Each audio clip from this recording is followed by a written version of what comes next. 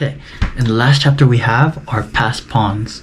So a passed pawn can be a static powerhouse or a dynamic game winner. Either way, it's a huge advantage that may decide the game, and it needs to be factored in when you're evaluating the board.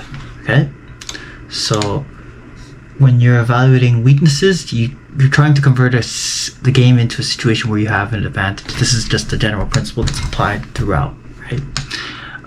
If you can calculate your moves far enough that you'll have several advantages in the long run playing that one move, you should go for it. The idea is that you'll want to plan several moves ahead using that one move that may create an advantage. These are just general principles and that you can apply outside of passed pawns. I think this just generally applies to every situation in chess. You always want to be planning ahead as much as you can.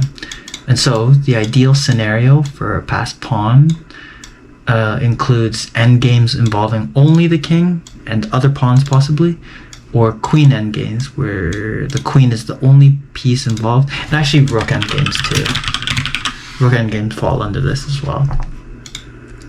And then for players with an advanced or developed passed pawn, they should exchange all minor pieces, leaving only the queens and rooks. And this is ideal because the person blocking the passed pawn is at a disadvantage, as queens and rooks are not ideal blockaders. Okay? And therefore, when you have a passed pawn, consider one thing.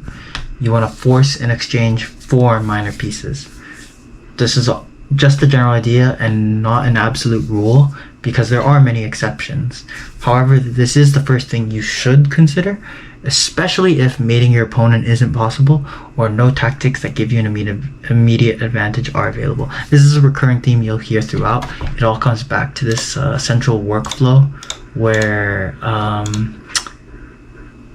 if the middle game is tight and there's an equal position, equal threats, or threats are minimal, and imbalances are only reflected in the weak pawn structure, you want to exchange all the minor pieces.